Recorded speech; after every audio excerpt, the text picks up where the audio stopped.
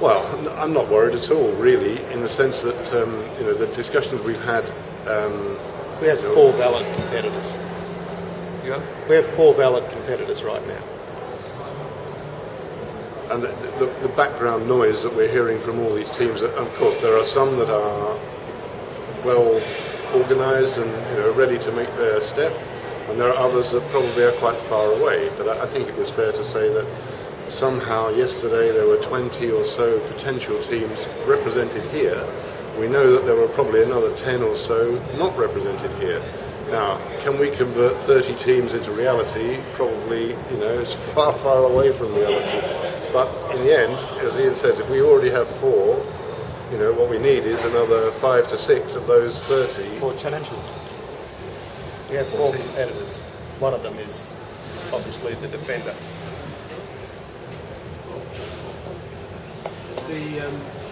It's obviously no secret that the big names that have either already entered or are anticipated are widely known, widely talked about. But there's also quite a lot of talk about other teams that we might not have heard about, new teams coming along. A lot of people are wondering who on earth these teams could be. I mean, how confident are you that there will be some other teams that will think, oh, I've never heard of them before? Are we going to see something? Well, look, it's interesting, that particularly with the European and the catamaran, it's brought out a lot of new interest that hasn't been involved in the America's Cup before, that's had a lot of experience in catamarans. So, and I think another thing that I'm seeing is there's a lot of younger groups, that are talking about very high quality young Olympic sailors and likes of that getting going. And they're very much going back to and inquiring about campaigns along the, very similar to what we put it together in Australia, maybe like Team New Zealand in the early days where, hands-on, bunch of good sailors, on much lower base syndicates, and they're not going to, they're going to produce good results. And I see quite a lot of those smaller groups forming that, are not to be underestimated. And I think that's a healthy thing, I think one other thing that is important for the success of the event and the success of it commercially is for new markets to be represented and for actually a breadth of markets to be involved, because that again creates the commercial power. I mean, the ideal in a certain way would be to have 10 teams, all from 10 different or supported by 10 different markets, because then that draws in so much more interest from the commercial point of view. Equally then, if you could add venues that were necessarily outside of some of those markets, you're again drawing in more interest from the domestic places that maybe wasn't obvious from before. So, I mean, the answer to the original question is, are we confident that some will come from new markets? We can never be entirely confident, but actually the noise that you hear is there are from some quite interesting places, good quality proposals coming together.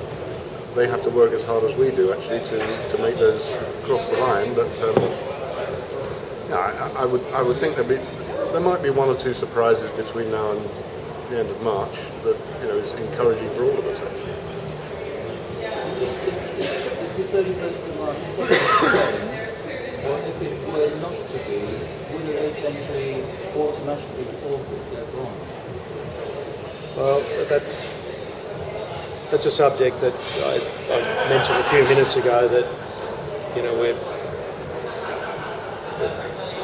something I don't particularly like is the penalty of the bonds and bits and pieces. So we're in discussion about, is there a better way for the entry process and thing to work. So look, we're talking to competitors, and and what we want is a fair and equitable system that is good for the event, that gives everyone the best opportunity. So look, we have a set of rules at the moment, and they are the rules. But if we can come up with something better that everyone's in agreement with, we will.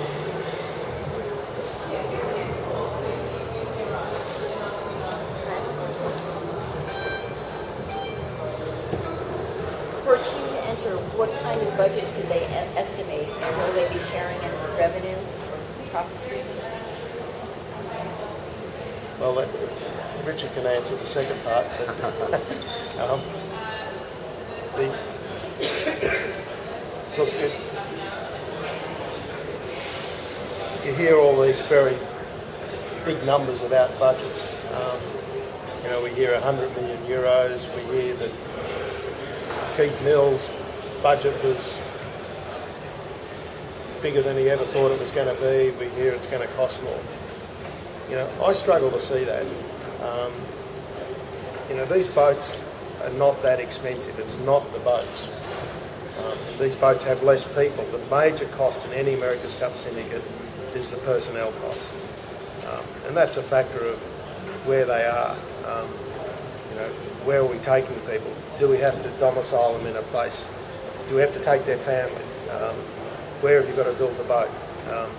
So all of those things are immensely variable. What are you paying these people? There's a lot of variable factors in all that. The bottom line is, you know, 72 shouldn't really cost more than 6 million euros. It's not an expensive boat. The consumables of that boat,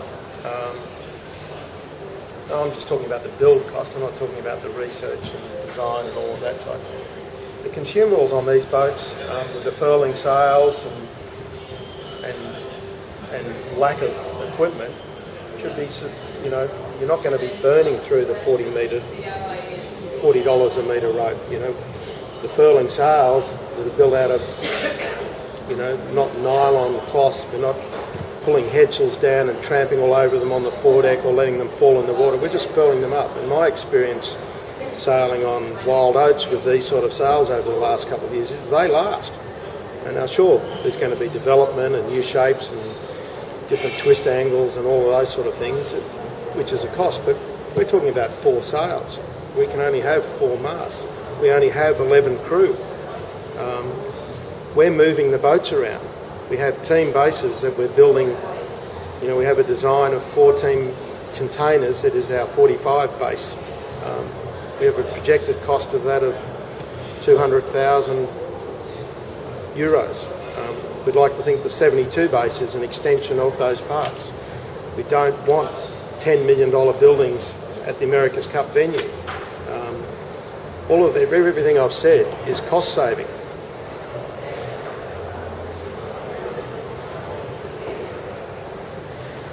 So what do you anticipate the range of budgets to be? Look, I think the range of budgets, you know, could be, you know, if you had a young bunch of Olympic crew that wanted to get into the America's Cup, they were happy to take their meal allowance every day. You know, you build the boats, you go and do the circuit, you do the bits, you might do it for 20 million euros. The other end of the extreme is probably 100 million euros. You know, how many boats are you going to have? Are you going to have 2 wings? Are you going to have 3 wings, 4 wings? Soft sails?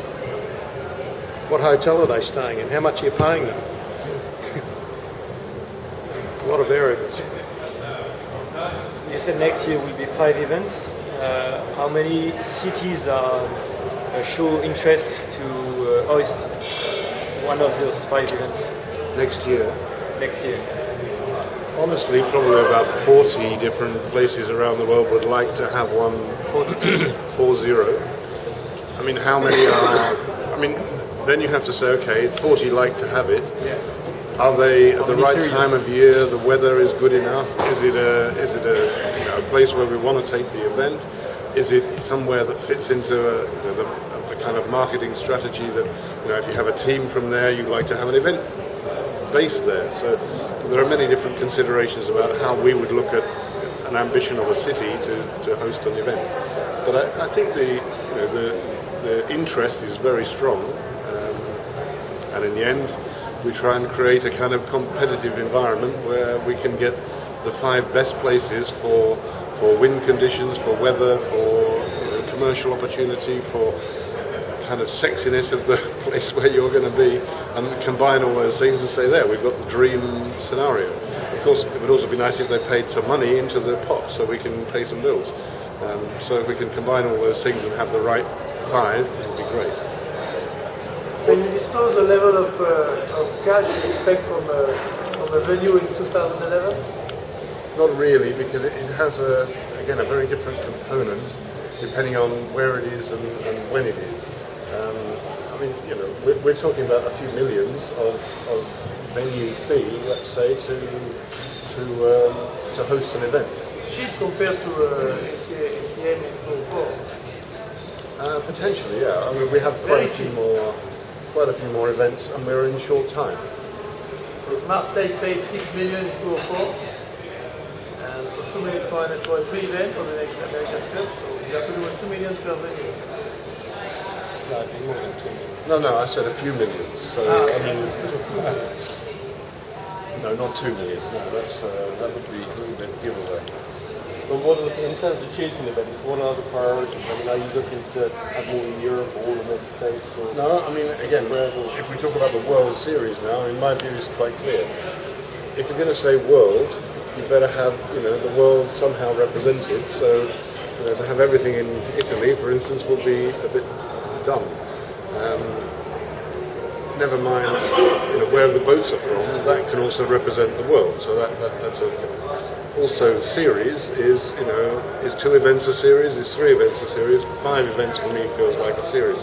So, you know, we prioritise in the sense that there's also the calendar. If you start in June, July, and you try and finish in November, December, clearly that dictates where you might end up. So we would expect to be ending up in a place where, again, the weather conditions are pleasant enough and variable enough to have some quality of racing. So, yeah, there's multiple factors about how you would choose it, but in the end, when time is short, we might cut a few corners to, you know, to get there fast. But after your first round robin of what you said, how many do you keep in the final to find the final 5? Well, I mean, yeah, that's probably today there's, I don't know, of 40, there's probably 10 to 12 credible places where we could be operating next year. Yeah, it's all subject to negotiation, as most things are in life. But again, to the previous question, we're reasonably confident that by the end of January we'll have the 5 very clear and fixed in terms of dates and places. Sounds like you're